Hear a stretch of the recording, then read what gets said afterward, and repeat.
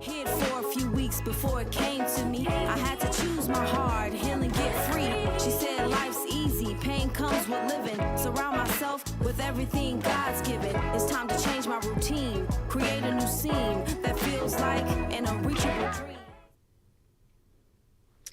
Good morning, everybody. Good morning, good morning, good morning. Happy Friday to you all. I am, of course, Neena Lock, and you are sitting with me for this episode of Mentally How Are You? If you are watching live, thank you. And for those of you who will watch the playback, welcome. I hope the tips on purpose planning and vision writing and goal setting has helped everyone thus far this month. If you haven't been able to begin goal setting just yet, that's okay. You don't have to beat yourself up about it. You can start today. There's no rush or panic necessary. This is not a race. It's your life and you want to handle it with care while growing. So move forward with making those plans for the rest of the year. Go back and watch our previous episodes so that you can understand the best ways to do so. On this episode, we are going to take what seems like a huge leap, mainly because it is, into another topic. January focuses on a mental health concern that has increased over the years, and I would like to be sure that we are all aware of the phrase human trafficking. It is our goal to make the community aware of this crime as well as the effects it has on victims and families. So, what is human trafficking? Human trafficking is the use of force, fraud, or coercion to obtain some type of labor or sex act. To make it plain, it's when someone or a group of people, known as traffickers, force others, which would be a victim, into activities they do not want to be engaged in, such as sexual activities, work, or physical labor. With this activity, the trafficker is paid for the work, and the individual normally goes through some form of abuse and chaos and harm, actually, with the situation. This is done by way of making false promises, threats, psychological manipulation, sometimes debt bondage to make a victim stay. There has been an increase in the use of the term recently, but many of us are familiar with the term sex trafficking. While this is a large portion of human trafficking, sex trafficking is a type of human trafficking. In fact, studies show from 2023 that it makes up about 97 to 98% of trafficking. So human trafficking is the umbrella term, and sex trafficking is a form of human trafficking, and labor is a form of trafficking. The key element is the lack of freedom and the exploitation of a victim for profit. Now, some may be thinking, I would not allow someone to force me into these activities. So how does this happen? Traffickers see people and they see money, simple and plain. Through free labor of some form, that's what they see. Again, that labor can be making someone sell their body or engage in physical labor such as factory work or agricultural work. Their goal is to go after those in hardship or those whom they believe can be easily groomed or manipulated into the work. This can look like a person living on the street or couch surfing to someone that has been through, let's say, extreme trauma such as sexual abuse or neglect. What I am describing are vulnerable individuals in need. How many times, let's say, have you seen someone out in the street and you think, he's so young to be out there on his own, or so young to be out there this late? Or maybe she's too open to strangers and she's not paying attention to her surroundings. Or even it looks like they need help, right? How many times have you seen someone in help yourself and you're able to observe and notice that that's what's going on? If you can see it, if we see these vulnerabilities and feel empathy or sympathy for someone, then guess what? That means a trafficker sees it as well. However, they don't feel empathy or sympathy, but they see dollar signs. Now, if an individual is in this vulnerable state, in need of aid, and approached by someone making a false promise or masking their truths, their intentions, and in multiple cases, they're just forced flat out, they become a victim of human trafficking. There are times in which an individual may be presented with human trafficking as a way to pay off a debt, which is called debt bondage. Or for some, they may initially agree from a place of survival. Whatever it may be, it is vital for you all to understand initial consent is irrelevant if they are subsequently forced or defrauded into continuing the exploitation of their being. Another vital point to make is that anyone who is under 18 years of age is considered trafficking. So if there is a victim and they are under 18, there's no such thing as they're prostituting. There's no such thing as they're making a choice to do this. It doesn't matter. You are a minor if you're under 18, which means that you are being trafficked. So it doesn't matter if they were forced, defrauded, or not. It is a crime. Now, I have my pet peeve with that because the age of consent is not the same in every state. For some, it's 16, and others it's 17 instead of being 18 all around, and it should be. It is one of my daily fights in this field, but I digress. Let me not get caught up in my frustrations with this. And staying focused and explaining how this happens. Another occurrence in which we often miss is that many are trafficked by someone they already know. Trafficking is often perpetrated by someone the victim knows, such as, let's say, a romantic partner or a family member. That's the foundation. Events such as the Super Bowl or All-Star Weekend and the World Cup, those are venues in which people are stolen or taken and forced into human trafficking. Now, it doesn't mean that these events are bad, right? I'm not saying don't go to Super Bowl if you can. I'm not saying don't go to the World Cup if you can. Doesn't mean that you need to boycott these situations. There can be things that are okay to have that a trafficker will manipulate, right? Someone who's seeking harm, who wants to do wrong, who wants to use others, they'll find ways to do what they need to do. So these events are not bad. However, because they are on a large scale, it can be easier for trafficking situations to go unnoticed. In fact, it is estimated that about 8% or less involve kidnapping, and these events are used to do so. So this would be the space where like a kidnapping would occur to force someone into human trafficking. Most of us have seen the movie Taken, and it's often referred to when discussing this topic. That is because it is very real and true, and it does not have to occur out of the country. I think when I talk to people about that movie, one of the main things when it's referenced to kind of give an idea of what human trafficking looks like and how someone can be taken or forced into a situation, people get caught up in the fact that they went to another country or that they were elsewhere. But trafficking does not have to occur out of the country. Trafficking is local and occurs in every state, not just overseas. In fact, Kane County has a task force specifically assigned to human trafficking. It is that local. So this is a topic that we should be discussing and having with our children and our loved ones. With that being said, let me provide you all with some signs to pay attention to in discovering a victim. Now, all of these signs can be included but are not limited to what I'm about to give you, but these are some of them. So someone who is, let's say, being trafficked or being groomed to be trafficked, meaning somebody's preparing them so that they can trick them into the situation or manipulate them into the situation. They may show behavioral signs such as fear, depression, anxiety, too much of a willingness to submit, to be so submissive to anyone or anything, disorientation, sudden changes in behavior, or seeming controlled by someone else, right? Like they can't go anywhere unless this person comes. They can't do anything unless this person tells them that they can do that, right? So let's say two people in a relationship, if a young lady's with a man and he says you can't do this, then she doesn't do it, even though it could be something that's harmless or something she really desires to engage in or has always engaged in, but now that has changed. Some physical signs look like bruises and injuries on the body, lack of medical care, or situations where it's like they don't want to see a doctor and they refuse to go to the hospital. That's like a big sign physically, is if somebody is in pain, suffering, or hurt, or they've been abused, they come with wounds and they refuse to go to the hospital. In fact, they act out when you suggest that they go to the ER or see a doctor. Other physical conditions would be poor living, working conditions, and appearing malnourished, right? Now, there are also some signs of control, which are things like a lack of control over their ID or passport.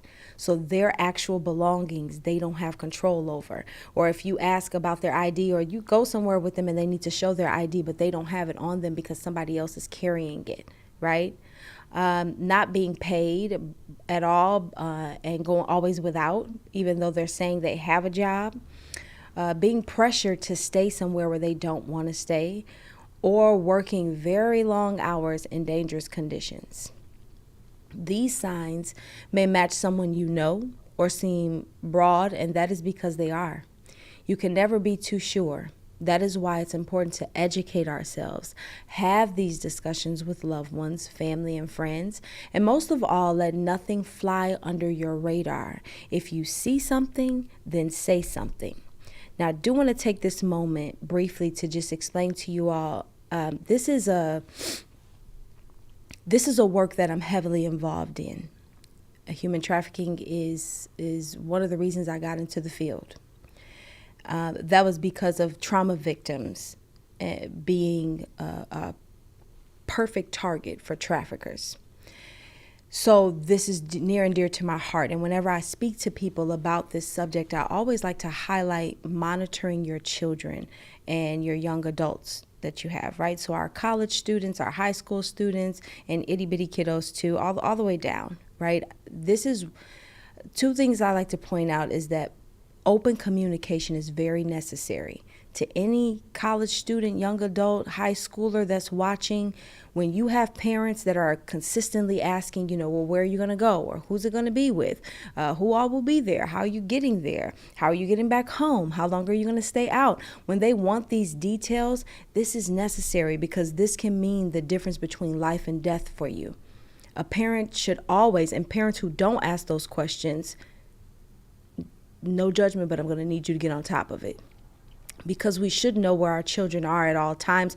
No, you can't hover over them or be exactly where they are, but you should have the details. Having the details means the difference in somebody doing an investigation or trying to find your child if they are taken, stolen, or forced into something.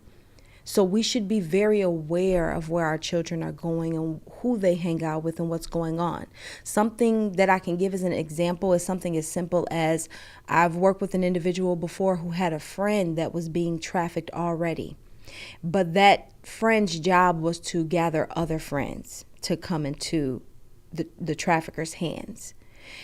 So if I'm Neena, friends with somebody, and I don't know that this person is being trafficked, but then I go and I say, okay, I'm going to go to this party with you, or I'm going to go and hang out with you. I'm not going to give my parents details. I'm not going to give my loved ones information about where I am. I'm just going to go and do it. And now I'm set up in this situation where a trafficker can take me or force me into something. As a parent, as a loved one, you have no information.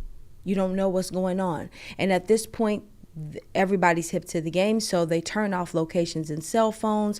They remove cell phones. So it's not as simple as, oh, I'll just get on this gadget and make it work or figure it out, right? So we need these details. We need to have conversations with our children so that we know who our children are.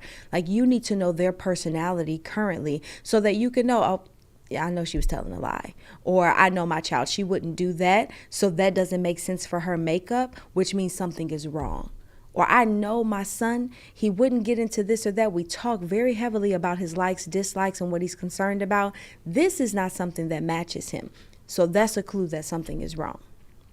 It's very important that we have open communication, very important that we are honest with each other, and that we don't run and hide from this subject just because it sounds a little scary. It is scary, and it's happening right here in our country, right here in our neighborhoods, and it's very vital and important for us to educate ourselves so that we can learn, know, and grow from these things occurring and happening. So I just wanted to share that tidbit because this is very serious and it's beyond me just giving you information on an episode. It is very important to watch these things and move forward. Okay, so on to pop psych versus clinical psychology.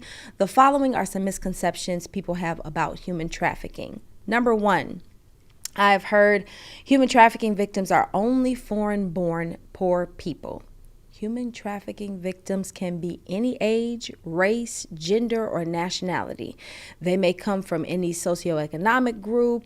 That can be any combination of education, income, and occupation. It doesn't matter. You are a person, and like I said, traffickers see dollar signs, so you're a victim. You could be a victim. It's no label attached to it. Second, human trafficking and human smuggling are the same thing. That is false. Human trafficking is not the same as smuggling. So trafficking is based on exploitation and does not require movement across borders. Smuggling is based on movement across borders involving, moving a person across a country's border and that person's consent in violation of immigration laws. So they consent to it, they're doing it, but they're violating the law, right? Two different things. Thirdly, I have heard that human trafficking victims will attempt to seek help when in public. So someone who's being trafficked, I'm sure you guys have seen like some videos where they'll show somebody, putting digits behind their hand to let you know that they've been taken or forced into something. This is not always true. Human trafficking is often a hidden crime, and victims may be afraid to come forward and get help due to threats and violence. They may fear, just backlash from traffickers, including danger to their families, and they may not be in possession of or have control of their identification. Remember, I said their documents, that's a sign. If they don't have control over their documents, they don't really have a way out. Like, that's one thing that they're held on. So it's not always the case that someone's going to get out in public and seek help, right? So we have to pay attention before then. Fourthly, I have heard that human trafficking does not happen in the United States, only in other countries. As I said about our good movie Taken, this has been explained to you guys earlier. It happens across the United States. Trafficking exists in every country, including the U.S. It exists nationwide, in cities, in suburbs, in rural towns, and possibly in your own community. You just maybe haven't paid attention and you don't know it. So I really need for that last one to be one that we pay attention to and we know is false. Okay? Moving on to our mentally how are you question. Let's see what's here. Alrighty, I have someone that has written in. Hi, Neena. I'm a woman in my 40s, and I'd like to believe I've never struggled with any mental health issues. But since turning 40, minor life details have been a struggle for me, especially in the winter season. I sleep longer, can barely eat, I feel sluggish, and have a difficult time engaging in work, in relationships, and even the things I like and find fun. I watched the show, so I know you are going to tell me to see a therapist, and I am. Good job.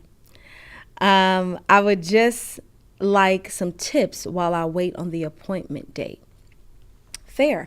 Firstly, I'm glad that you are going to see a therapist because, yes, I am going to say that first. That will always be the number one answer to any mentally how are you question. But I would say seasonal depression is very real. And as you get up in age, your body, your brain, your mind, your soul, it's all growing with you, right? Getting to another age is not just getting to another number. It's your body and every part of your being extending. So, of course, certain things can become harder as you grow or be a little bit more difficult or not as easy. So I would say, one, with starting, switch your routine. And make an adjustment, right? An adjustment may have to be made as your body and mind have adjusted. So you may have to eat a little different, like eat well, more vegetables, more fruits. And yes, this means that you have to go out of your way and find things that are non-toxic and actually organic because we know how our food system is going now. But eat well. And then I would say take some supplements such as vitamin C, magnesium, vitamin D3, and there is one that I'm leaving out. It is like the mental health makeup. Oh, K12, right? K12 will help as well. So maybe taking them also in forms that are not just a pill form. Again, this will be research as well because you'll need to find non-toxic ones that are vegan and things like that, so that you can actually put in your body what you're trying to put in it and not just a bunch of fluff from somebody who decided to make a vitamin. So I like to tell people the best forms to take supplements in would be powder form or with liquid drops. Like vitamin D3, I take vitamin D3 in a drop form, and it's way better than any pill that I've ever bought or tried to use. So supplements, and then make adjustments with work and at home. Shift the atmosphere, open the curtains all day, buy sun lamps or sun light bulbs. Get the things that you need in your spaces so that it's not as dull and as dark. I like the windows open behind me for the show because we're already talking about things that are heavy, but also because it brings in some form of light, since we're living in what I like to call the gray currently in the wintertime. That's just what we go through. And it does bring just a numbing to your body. Because it's what you're seeing and feeling is cold and darkness. So put those sun lamps in there, light bulbs, shift things around, change things around so that you're sitting in a better way in a space. It's time to make some adjustments because your body is going through an adjustment. Hopefully that helps. Remember to email any of your mental health questions to mentallyhowareyu@gmail.com, and I will answer as I can. For our toolbox technique today, I would like for us all to focus on speaking up and saying something. If you see something, then say something. See and say. That's the takeaway for today. See and say. Man, I should be a rapper. That's the takeaway for today. See and say. See and say. We dismantle dangerous acts as a community. So speaking up means that you save somebody's life, that trafficking rings are demolished, and we live in safer communities. It is important to report what you see. This is the way to report human trafficking if you believe that's what's going on. You need to report who you saw, what you saw, when you saw it, where it occurred, and why it was suspicious to you. Have as many details as you can. But even if you don't have any details, if you can only say why it was suspicious to you, still report what you saw. Also pay more attention to our surroundings and details, spaces like bus stops, the walk home from school for our kiddos, time spent online. It's all important to monitor because we never know where someone is seeking to harm another or where they are plotting, right? We do not have to live paranoid, but we should live concerned and willing to help by speaking up. So let's make sure that we see and say on this topic. Alrighty. Now I want everybody to make sure that you are staying warm because it is freezing outside. You hear me sniffling a little bit in this room, in this building. Stay warm. Remember that the city has warming centers if you do not have somewhere to go, or if you have a loved one who is maybe out and on the street. Guide them to, take them to, drive them to the warming center. I want to thank you all for sitting with me on this episode of Mentally How Are You? Of course, it is my hope that you are leaving more stable than when you came in, and I will see you all next Friday. Bye, everybody. No judgment, just love, so I can be me. I'm tired of hearing it's okay not to be okay. Just want the dark days to go away. Mentally, how are you? How are you? Yeah, I know it's hard, but you can get well if you want to. Mentally, how